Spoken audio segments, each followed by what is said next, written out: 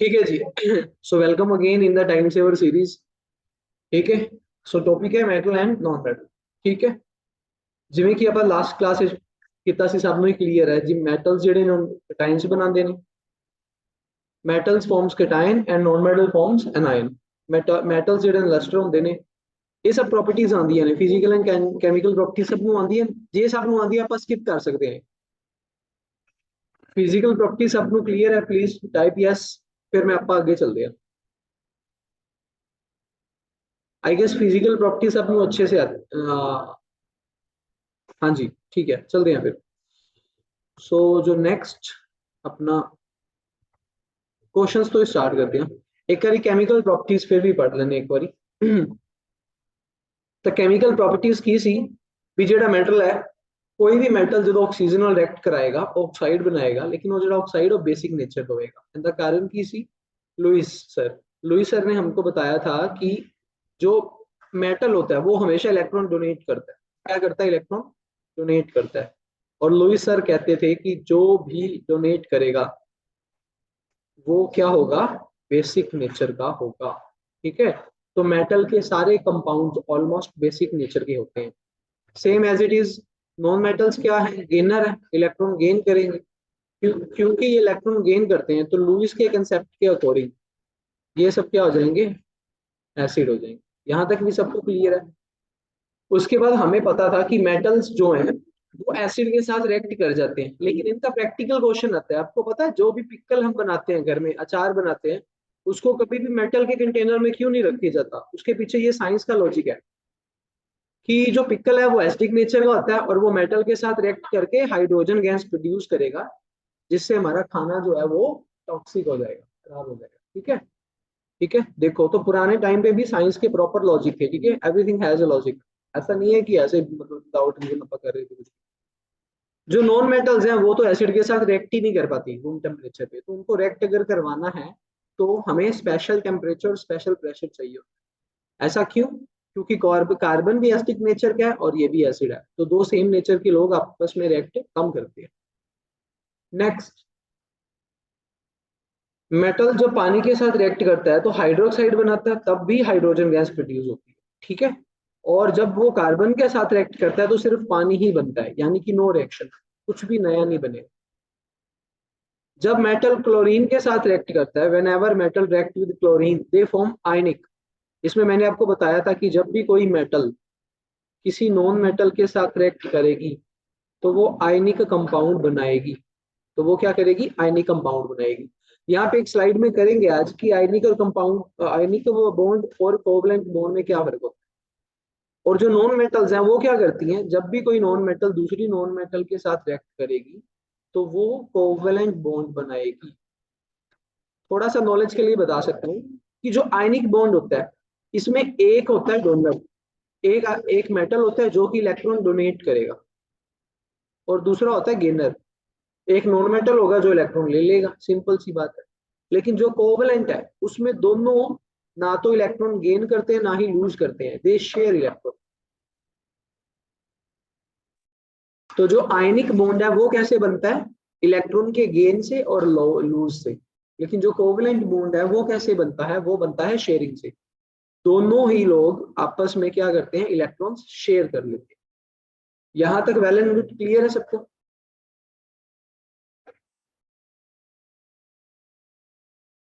अगर यहां तक क्लियर है प्लीज टाइप यस, फिर आप आगे चलते हैं क्वेश्चंस पे।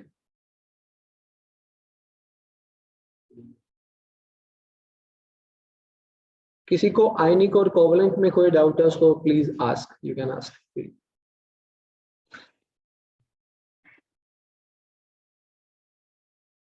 ठीक है जी। सो ऐसा है, नॉन मेटल वाला थर्ड पॉइंट रिपीट करिए। ओके, संदीप जी ने पॉइंट किया है। संदीप जी पहला तो वेलकम है ਤੁਹਾਡਾ ਸਾਡੀ क्लास। ठीक है जी, नवे स्टूडेंट अपने ਨਾਲ जुड़े हैं। तो जो थर्ड पॉइंट है संदीप जी, ਉਹਦੇ ਵਿੱਚ ਕੀ कुछ नहीं है, सिर्फ एक रूल है कि ਜਦੋਂ भी metal, whenever a metal whenever a metal react with base, किसी बेस के साथ रिएक्ट करेगी, ये बेस हो गया ना, NaOH हो गया है ना, तो वो क्या बनाने वाली है? हमेशा हाइड्रोजन गैस बनाने वाली। सिंपल सी छोटी सी बात। सॉरी बेस नहीं, what, sorry sorry sorry, what, water. Actually ये जो वाटर है ना, ये एक एम्फोटेरिक सब्सटेंस है। अभी संदीप जी ने पूछा तो एक पॉइंट आ गया मेरे माइंड में। एम्फोटेरिक सब्सटेंस क्या होते हैं? ये ऐसे सब्सटेंस होते हैं जो नेचर के अकॉर्डिंग बदलते हैं। फॉर एग्जांपल, अगर वाटर को हम एसिड के साथ रिएक्ट कराएंगे तो वाटर बेस की तरह काम करेगा, और अगर वाटर को किसी बेस के साथ रिएक्ट करवाएंगे तो ये एक एसिड की तरह काम, इनको एम्फोटेरिक सब्सटेंस कहते हैं। क्लियर हुआ? ऐसे सब्सटेंस जो कंडीशन के अकॉर्डिंग काम करते हैं, अगर उनको एसिड के साथ रिएक्ट करवाएं then they behave like base, and when we use them with base then they behave like acid. Clear है जी? यहां तक किसी को कोई doubt? Sandeep ji third point clear है ਤੁਹਾਡਾ?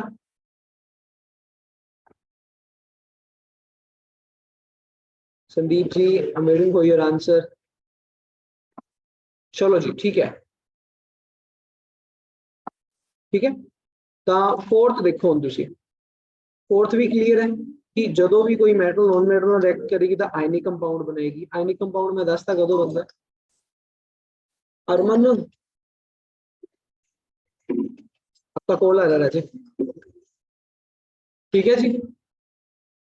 चलो अब हम चलते हैं अपने क्वेश्चंस पे। तो ये सारे प्रीवियस ये क्लास के क्वेश्चन है जो हम कल कर चुके हैं, ठीक है। आज हम करेंगे next question. Which of the following non metal catches fire if expose to air? ये बड़ा अच्छा क्वेश्चन है कि ऐसा कौन सा नॉन मेटल है जो आग पकड़ लेता है जब हवा के साथ रिएक्ट करता है, ठीक है। सबसे पहले तो मैं ये बता दूं कि अलग अलग ऑब्जेक्ट का ना अलग अलग बॉइलिंग पॉइंट होता है, ठीक है। इसको कंबस्टन बोलते हैं। कोई भी चीज जब आग पकड़ ले तो उसको क्या बोलते हैं? कंबस्टन। तो कंबस्टन के लिए एक पॉइंट होता है जिसको बोलते हैं इग्निशन पॉइंट या फिर इग्निशन टेम्परेचर। हर सब्सटेंस का अपना अलग अलग इग्निशन टेम्परेचर होता है। अब ये इग्निशन टेम्परेचर क्या है?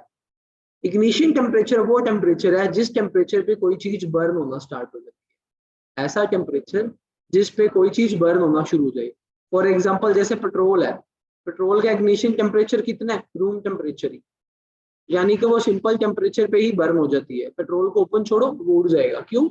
क्योंकि वो इग्निट हो जाएगा, जल जाएगा, ठीक है। वैसे ही जो पानी है उसका इग्निशन टेम्परेचर कितना है? 100 डिग्री सेल्सियस, ठीक है। आइस का कितना है? 0 डिग्री सेल्सियस। वैसे ही इन सबका, जितने भी यहाँ पे ए बी सी डी है, सबका अपना अपना इग्निशन टेम्परेचर है। अलग अलग टेम्परेचर पे ये बर्न होते हैं। तो इसमें से सबसे जल्दी जो बर्न होगा वो है फॉस्फोरस। फॉस्फोरस फॉस्फोरस एक ऐसा सब्सटेंस है जो रूम टेम्परेचर पे ही बर्न हो जाता है। पुराने जमाने में ना लोग ऐसे मैजिक शो करते थे, नारियल पे फॉस्फोरस लगा के उस पर कपड़ा रख देते थे, तो जैसे ही कपड़ा हटाते थे वो नारियल आग पकड़ लेता था। वो कोई मैजिक नहीं था, उसके ऊपर फॉस्फोरस लगी होती थी जो कि रूम टेम्परेचर पे ही बर्न होना स्टार्ट हो जाता, ठीक है जी। कुछ सब्सटेंस ऐसे होते हैं जो सिंपल रूम टेम्परेचर पे, जो हमारा इस कमरे का टेम्परेचर है, सिंपल नॉर्मल टेम्परेचर पे ही बर्न हो जाते हैं। तो फॉस्फोरस उनमें से एक है, ठीक है। और वो फॉस्फोरस क्या करता है जी? बड़ी जल्दी बर्न हो जाता है, ठीक है जी। आप भी ये मैजिक कर सकते हो। इसके अलावा फॉस्फोरस के ऊपर ये क्वेश्चन आ सकता है कि फॉस्फोरस हमारी बॉडी में कहाँ मिलता है। वैसे तो ये बायो का क्वेश्चन है, पर हम इसके साथ के जो भी क्वेश्चन बन सकते हैं वो सभी कर लेते हैं। सबको पैटर्न पता है, ये फ्री ऑफ कॉस्ट एक बैच चल रहा है जिसमें हम प्रीवियस ईयर के क्वेश्चन करते हैं, और ना सिर्फ क्वेश्चन करते हैं, उस क्वेश्चन के सिमिलर जितने भी क्वेश्चन आ सकते हैं वो भी करते हैं। तो मेरे को ये बताओ कि फॉस्फोरस ह्यूमन बॉडी में सबसे ज्यादा कहाँ मिलता है, अगर किसी को पता हो।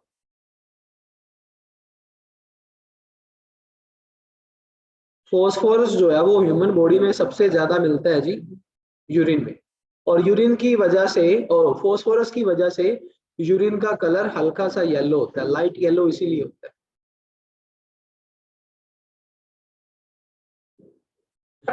सरोज कंबोज जी कह रहे हैं कि एलएम की बुक के क्वेश्चंस करवा दें। सरोज जी अच्छा है, आपका सजेशन अच्छा है। आगे से मैं ऐसा करूंगा कि जो भी मैं क्वेश्चन लेके आऊंगा ना उसमें एक दो क्वेश्चन एलएम के भी डाल दिया, ज्यादा से ज्यादा ये कर सकते, ठीक है। क्लियर? उसमें आपके वो क्वेश्चंस भी हो जाएंगे। सरोज जी, आप कुछ नए हैं, मैं नए बच्चों के लिए बता देता हूँ। ये अपनी ना टाइम सेवर सीरीज है, उन बच्चों के लिए है जो मतलब ज्यादा देर तक साइंस नहीं पढ़ सकते या सुबह जिनके पास टाइम नहीं होता। तो ये हाफ एन आवर की क्लास होती है सरोज जी, जिसमें हम free of cost ETT cadre की प्रिपरेशन करवा रहे हैं साइंस की। और इसमें हम करते क्या है, जितने भी प्रीवियस ईयर के पेपर्स हैं उनके क्वेश्चन करते हैं, और उनके जैसे सिमिलर जितने भी क्वेश्चन बन सकते हैं वो करते हैं विद टॉपिक। क्लियर है सरोज जी? ठीक है। तो आधे घंटे में ना पॉसिबल नहीं होता सारा कुछ करना, लेकिन आपके जो जो सजेशंस आ रहे हैं मैं उसको नोट कर रहा हूँ। हम एक दो क्वेश्चन मैं कोशिश करा करूंगा कि हर टॉपिक के कुछ क्वेश्चन उस बुक में से ऐड कर लें। सरोज जी, आप ऐसा इसलिए बोल रहे हो क्योंकि ईटीटी के पिछले पेपर में एलएम के बुक में से आ गया। हमको ना देखो फॉलो नहीं करना, हमको पूरी नॉलेज ही गेन करनी है। जहां से मर्जी पेपर डाल दें, अपनी तैयारी ऐसी होनी चाहिए कि एलएम से डाल लें, एसएम से डाल लें, जहां से मर्जी डाल लें, हमको आना चाहिए वो, कि नहीं? तो मुझे लगता है कि किसी एक बुक को छोड़ के पीछे नहीं लगना चाहिए, हम ओवरऑल सब कुछ ही पढ़ेंगे। दीक्षा जी बिल्कुल मिलेगी, ये क्लास रिकॉर्डेड मिलेगी। अभी हम क्लास की तरफ थोड़ा सा फोकस करते हैं।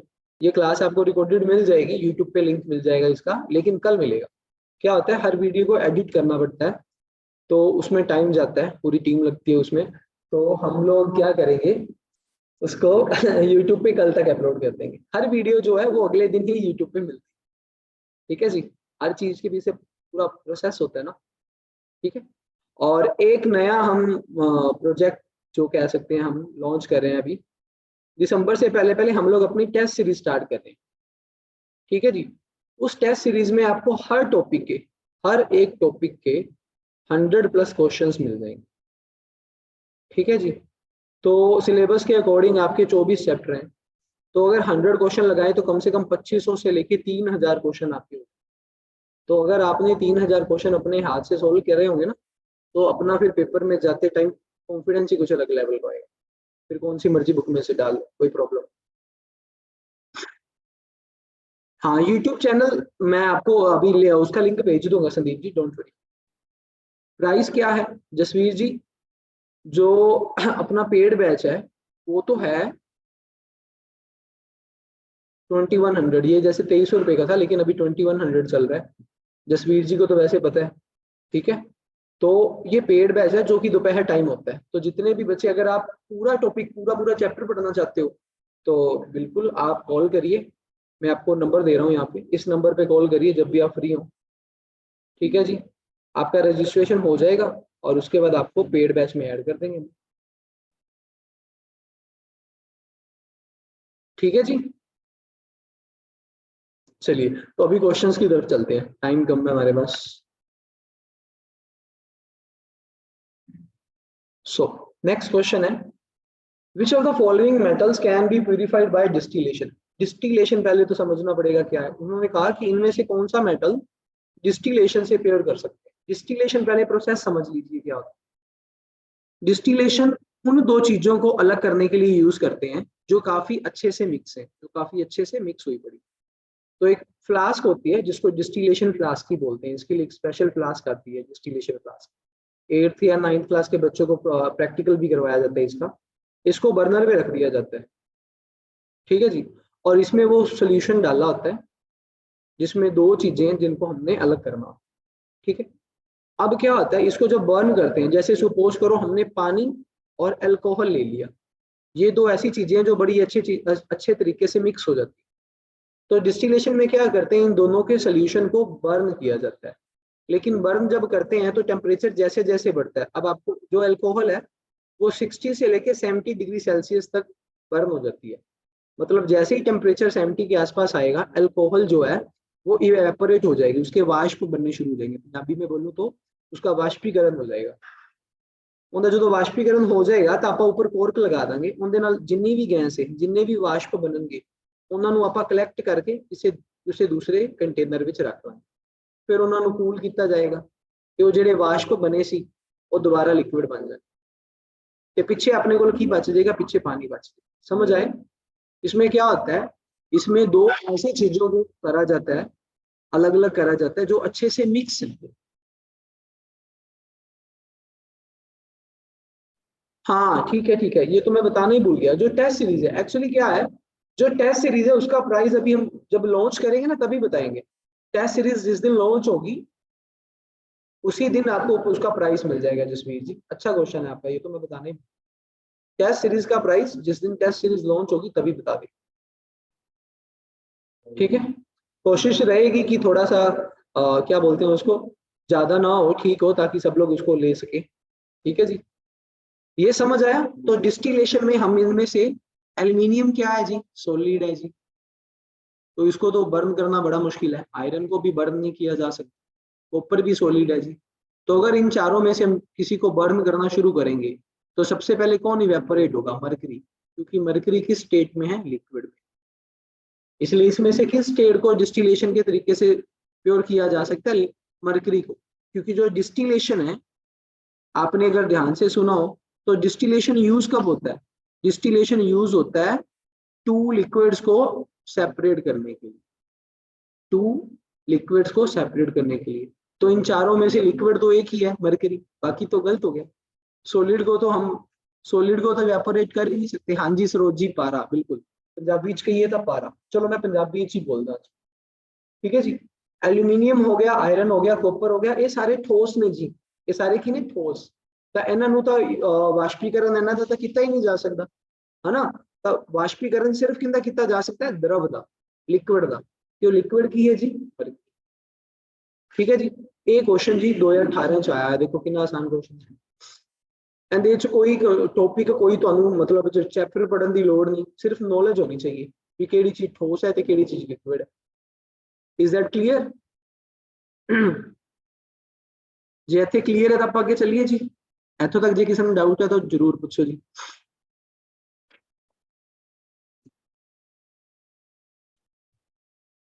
टेस्ट सीरीज लॉन्च हो जाएगी बस, तब आपको उसका प्राइस भी पता चल जाएगा, ठीक है जी। और वो वाकई बहुत हेल्पफुल होगी, ठीक है स्माइल जी। तो आगे चलते हैं, next question. With which of the following elements with hydrogen react to give, मैं बता देता हूँ। वो कहता है कि हाइड्रोजन, जो हाइड्रोजन गैस है, वो किसके साथ रिएक्ट करे कि एक ऐसी गैस बने, एक ऐसी गैस बने जिसकी रोटन एग जैसी स्मेल हो। रोटन एग मतलब सड़े हुए अंडों की तरह स्मेल होती है जिनकी, ठीक है। तो हाइड्रोजन किसके साथ रिएक्ट करे कि एक ऐसी गैस प्रोड्यूस हो जिसकी रोटन एग जैसी स्मेल हो। तो ये जैसे जैसे बढ़ोगे आपको क्लियर होगा। रोटन एग्स वाली जो स्मेल होती है ना, वो हाइड्रोजन सल्फाइड की होती है। और अगर हाइड्रोजन से हाइड्रोजन सल्फाइड बनाना है तो हमें सल्फर के साथ रिएक्ट करना, ठीक है जी। वैसे भी हमें पता है कि अगर पानी के साथ रिएक्ट करेंगे तो क्या बनने वाला है, वाटर बन जाएगा। ये तो क्या बन जाएगा, पानी बन जाएगा। ये गलत हो गया। क्लोरीन के साथ रिएक्ट करेंगे तो क्या होगा, क्लोरीन के साथ रिएक्ट करेंगे तो HCl बन जाएगा, ये भी गलत हो जाएगा। नाइट्रोजन के साथ अगर रिएक्ट करेंगे तो अमोनिया बन जाएगा, NH3। मैं यहाँ पे ना सारी एक्सप्लेन कर देता हूँ। अगर हाइड्रोजन ऑक्सीजन के साथ रिएक्ट करेगी तो सर पानी बनता है, ठीक है। ये भी गलत हो गया, पानी की तो कोई रोटन एग स्मेल नहीं होती, ये गलत हो गया। उसके बाद अगर हाइड्रोजन क्लोरीन के साथ रिएक्ट करे तो HCl बनता है, जो कि एक एसिड है, लेकिन इसके भी रोटन एग जैसी स्मेल नहीं होती। और अगर हाइड्रोजन नाइट्रोजन के साथ रिएक्ट करे, ये कुछ इस तरीके से होता है, ठीक है जी। तो ये अमोनिया बनता है जी। लेकिन अमोनिया की भी रोटन एग जैसी स्मेल नहीं होती, स्मेल तो होती है लेकिन अमोनिया की पंजेंट स्मेल होती है। पंजेंट मतलब कहना नहीं चाहिए जैसे कोई मरा हुआ जानवर होता है वैसी स्मेल। जब कोई एनिमल मरता है ना तब अमोनिया बनती है, तो उसमें से वैसी गैस स्मेल आती है। जब कोई जानवर मरता है तो उसके ऊपर माइक्रो ऑर्गेनिज्म उसको खाना शुरू कर देते हैं, बैक्टीरिया उसको खाना शुरू कर देते हैं, और जब वो खाते हैं तो वो अमोनिया बनाते हैं और फिर पंजेंट स्मेल आती है, ठीक है जी। तो देखो आपको तीन तीन टॉपिक क्लियर हो गए, है ना, कि हाइड्रोजन ऑक्सीजन के साथ कैसे रिएक्ट करता है, क्लोरीन के साथ कैसे करता है, और नाइट्रोजन के। और जो फोर्थ है वो है अपना, हाइड्रोजन जब सल्फर के साथ रिएक्ट करेगा तो H2S बनाएगा। इसको क्या बोलते हैं, हाइड्रोजन सल्फाइड। क्या बोलते हैं इसको, हाइड्रोजन सल्फाइड, ठीक है।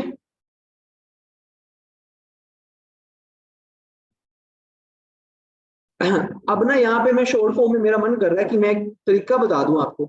आपके मन में कभी क्वेश्चन आता होगा कि ये फॉर्मूलाज कैसे बनते हैं, जैसे केमिकल फॉर्मूला कैसे बनते हैं, जैसे ये H2O है, ये टू ऑक्सीजन के पीछे क्यों नहीं लगाया मैंने, हाइड्रोजन के पीछे क्यों लगाया, इसके बारे में पता है किसको, कि केमिकल फॉर्मूला कैसे बनते हैं?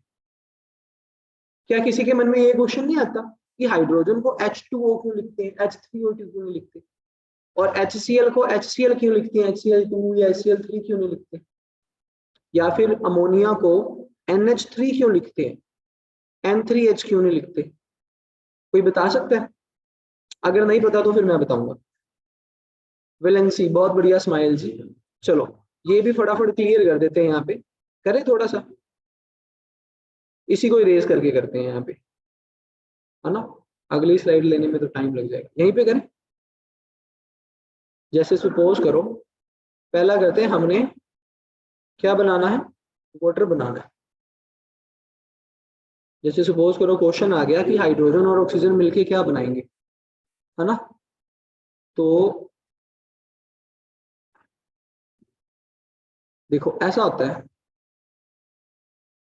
ये ना वैलेंसी वाला टॉपिक है, लेकिन फिर भी मैं थोड़ा सा बताना चाहूंगा। दोनों की वैलेंसी लिख लेते हैं, हाइड्रोजन की वैलेंसी 1 है, ऑक्सीजन की 2, दोनों की वैलेंसी को क्रॉस कर देते हैं, फॉर्मूला बन जाता है, बहुत आसान।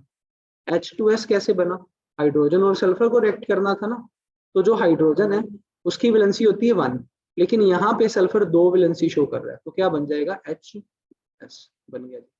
सिंपल क्या करना है, उसकी एलिमेंट की वैलेंसी उसके पैरों के नीचे लिखो और उसको क्रॉस करो, ठीक है जी। और नाइट्रोजन बनाए, जैसे जैसे मान लो HN3 है, ठीक है, तो हाइड्रोजन 1 होता है और नाइट्रोजन यहाँ पे 3 ही वैलेंसी शो कर रहा है, तो ये NH3 बना, ठीक है जी। जैसे मान लो एल्यूमिनियम है और ऑक्सीजन है, एल्यूमिनियम की वैलेंसी होती है 3, ऑक्सीजन की होती है 2, तो इसको क्रिस क्रॉस करेंगे तो ये Al2O3 बना, Al2O3 बना। क्लियर है जी? क्लियर हुआ कि वैलेंसी कैसे, केमिकल फॉर्मूला कैसे बनते हैं? वैसे तो मुझे पता है, ऑलमोस्ट काफी लोगों को पता होगा, पर फिर भी एक क्लियर हो जाता है, ठीक है जी।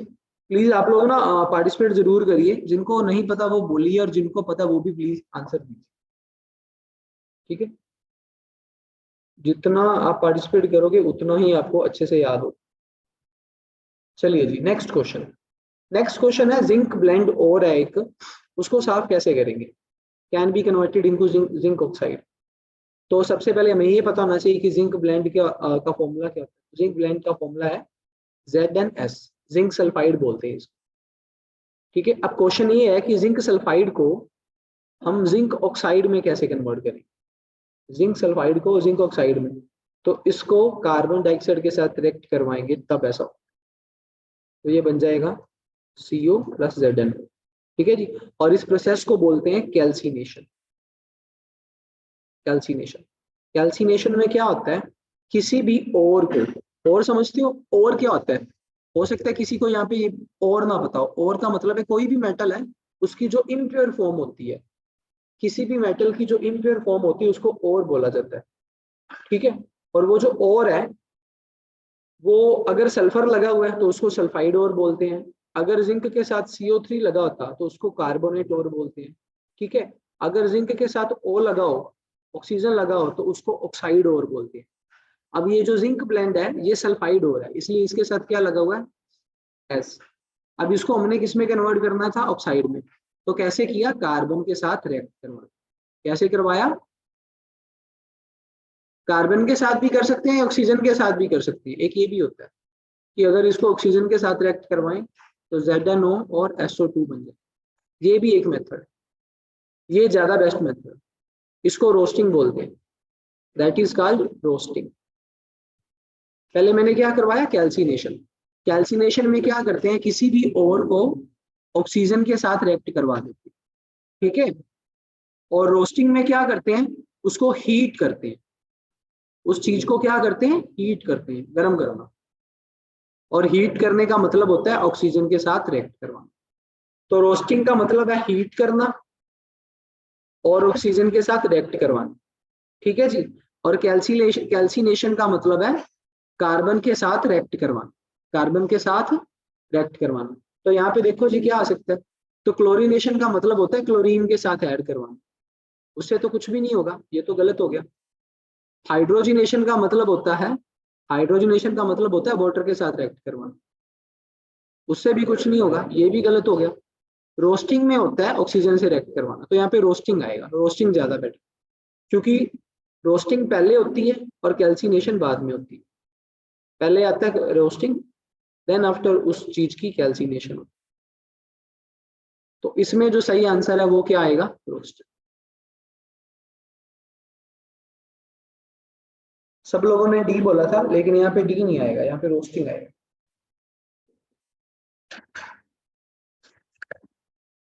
ठीक है जी।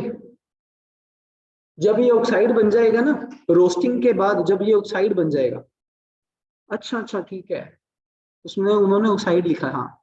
और जब ये ऑक्साइड बन जाएगा ZnO, अब इसको कार्बन के साथ रिएक्ट करवाएंगे। पहले सल्फाइड था, सल्फाइड को ऑक्सीजन के साथ रिएक्ट करवाया, क्या बन गया, ऑक्साइड बन गया।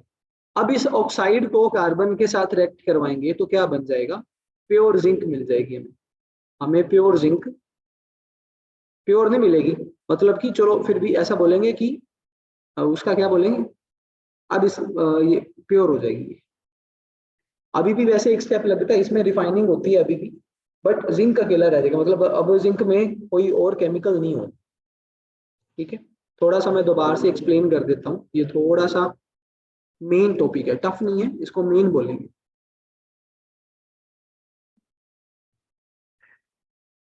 इसको इरेज कैसे करें,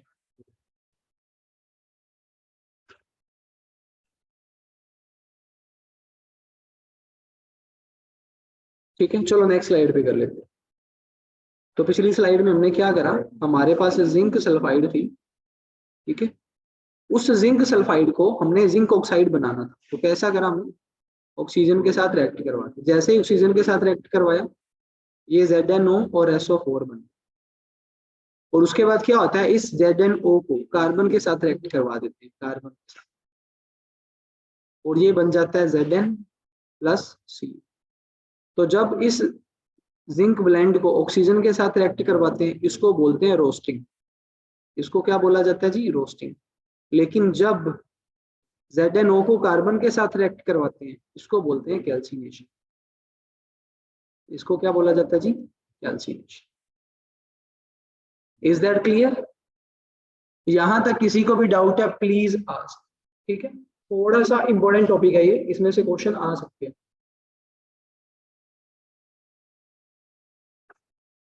ड्यूरिंग द नेक्स्ट, मेरे ख्याल से ये लास्ट क्वेश्चन ही है, देखिए कितने क्वेश्चन पड़े हैं इसके बाद,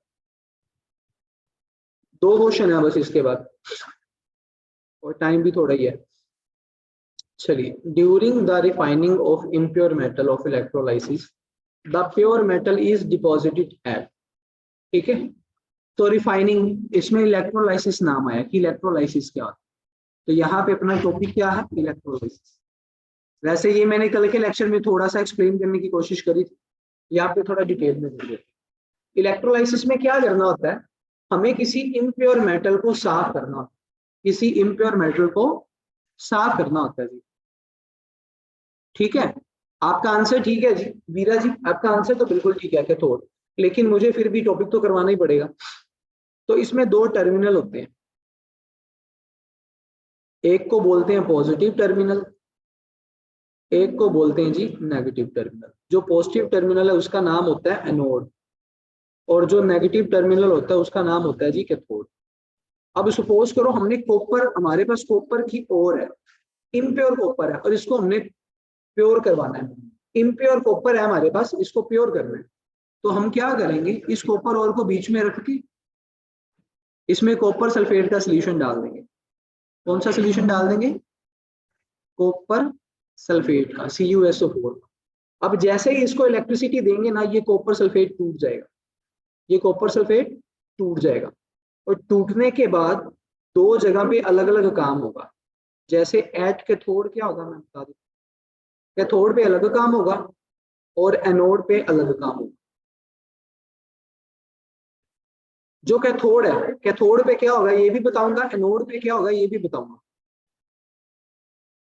नेक्स्ट है जी हार्मोनल सिस्टम। कल हम पढ़ेंगे हार्मोन्स, हमारी बॉडी में कौन कौन से हार्मोन्स होते हैं, कैसे बनते हैं और वो क्या करते हैं, ये पढ़ेंगे। तो एट कैथोड, कैथोड क्या चीज है जी?